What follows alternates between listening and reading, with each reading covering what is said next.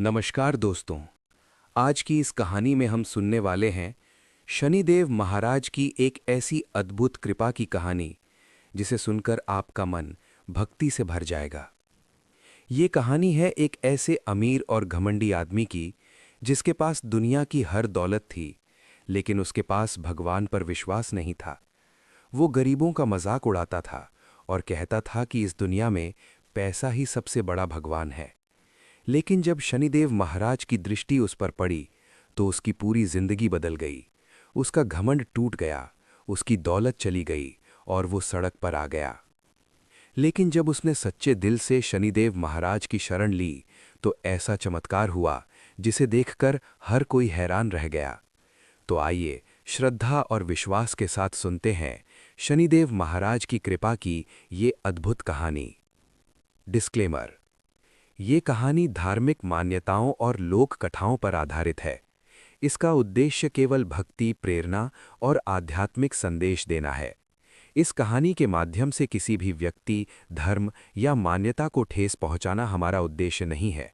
अगर आप शनिदेव महाराज के सच्चे भक्त हैं तो कमेंट में ज़रूर लिखें, जय श्री शनिदेव महाराज। बहुत समय पहले की बात है।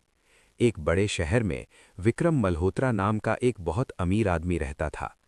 उसके पास बड़ी हवेली थी, महंगी गाड़ियां थीं, कई फैक्ट्रियां थीं और करोड़ों का कारोबार था।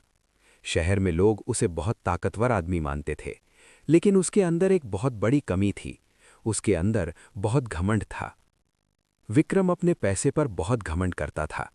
वो गरीब लोगों को देखकर हंसता था और अक्सर कहता था, गरीब लोग अपनी किस्मत से गरीब होते हैं, इनकी मदद करने का कोई फायदा नहीं। अगर कोई उससे मदद मांगने आता तो वो उसे अपमानित करके भगा देता। शहर में एक बहुत पुराना शनिदेव महाराज का मंदिर था। हर शनिवार हजारों भक्त वहां दर्शन करने आते थे। लोग तेल चढ़ाते, दीप जलाते और शनिदेव से अपने दुख दूर करने की प्रार्थना करते। लेकिन विक्रम को इन सब बातों पर बिल्कुल विश्वास नहीं था। वो अक्सर अपने दोस्तों के सामने कहता, अगर शनिदेव इतने शक्तिशाली हैं तो मुझे क्यों नहीं सजा देते। एक दिन उसने हंसते हुए कहा, मैं उस पुराने मंदिर को तोड़कर वहां एक बड़ा होटल बनवाऊंगा। उसकी ये बात सुनकर सब लोग डर गए, क्योंकि शहर में लोग शनिदेव का बहुत सम्मान करते थे। लेकिन विक्रम को किसी का डर नहीं था। उसे नहीं पता था कि उसी दिन से शनिदेव महाराज की दृष्टि उस पर पड़ चुकी थी। कुछ ही दिनों बाद विक्रम के जीवन में अजीब घटनाएं होने लगीं। सबसे पहले उसकी एक बड़ी फैक्ट्री में अचानक आग लग गई। कुछ ही मिनटों में करोड़ों का नुकसान हो गया। विक्रम को बहुत बड़ा झटका लगा, लेकिन उसने सोचा, ये तो सिर्फ एक दुर्घटना है। कुछ ही दिनों बाद उसकी दूसरी कंपनी पर सरकारी जांच शुरू हो गई। उसके कई बड़े कॉन्ट्रैक्ट रद्द हो गए। धीरे धीरे उसका व्यापार कमजोर होने लगा। जो लोग पहले उसके आगे झुकते थे, अब वही लोग उससे दूरी बनाने लगे। लेकिन विक्रम अभी भी नहीं समझ रहा था कि ये सब क्यों हो रहा है। एक शनिवार की रात वो अपनी हवेली में सो रहा था। अचानक उसे एक अजीब और डरावना सपना आया। उसने देखा कि आसमान पूरी तरह काला हो गया है। चारों तरफ बिजली चमक रही है, तेज तूफान चल रहा है और अचानक आसमान में एक विशाल दिव्य रूप प्रकट हुआ। उस दिव्य रूप के चारों तरफ गहरा नीला प्रकाश फैल रहा था। हाथ में दंड था और पास में एक काला कौवा उड़ रहा था। वो थे शनिदेव महाराज। उनकी आवाज बहुत गंभीर और शक्तिशाली थी। उन्होंने कहा, विक्रम, तूने घमंड में आकर गरीबों का अपमान किया है, तूने भगवान का मजाक उड़ाया है और तूने मेरे मंदिर को तोड़ने की बात कही है। अब तुझे अपने कर्मों का फल मिलेगा। विक्रम डर के मारे कांपने लगा और तभी उसकी नींद खुल गई। उसका पूरा शरीर पसीने से भीग चुका था। उसका दिल बहुत तेजी से धड़क रहा था, लेकिन फिर भी उसने उस सपने को गंभीरता से नहीं लिया। उसे लगा ये सिर्फ एक सपना था, लेकिन असली परीक्षा अभी शुरू हुई थी। कुछ ही महीनों में विक्रम की जिंदगी पूरी तरह बदल गई। उसकी फैक्ट्रियां बंद हो गईं। उसके व्यापार में भारी नुकसान होने लगा। बैंक ने उसकी संपत्ति जब्त कर ली। उसकी हवेली भी बिक गई। जो दोस्त और रिश्तेदार पहले उसके साथ रहते थे, अब सब उसे छोड़कर चले गए। एक समय का अरबपति आदमी अब पूरी तरह अकेला हो गया था। धीरे धीरे उसके पास पैसे भी खत्म हो गए। अब उसके पास खाने तक के पैसे नहीं थे। एक दिन भूख और थकान से परेशान होकर वो सड़क पर चलते चलते उसी पुराने शनिदेव मंदिर के सामने पहुंच गया। वही मंदिर जिसे वो कभी तोड़ना चाहता था। वो मंदिर के बाहर बैठ गया और रोने लगा। लोग मंदिर में दर्शन करने आ रहे थे। तभी एक बूढ़ा साधु वहां आया। उसने विक्रम को देखा और पूछा, बेटा तुम क्यों रो रहे हो? विक्रम ने रोते हुए अपनी पूरी कहानी सुना दी। साधु ध्यान से उसकी बात सुनता रहा। फिर वो मुस्कुराया और बोला, ये सब शनिदेव का दंड नहीं है, ये उनकी कृपा है। विक्रम ये सुनकर हैरान रह गया। साधु ने कहा, शनिदेव इंसान को बर्बाद नहीं करते, वो इंसान का घमंड तोड़ते हैं।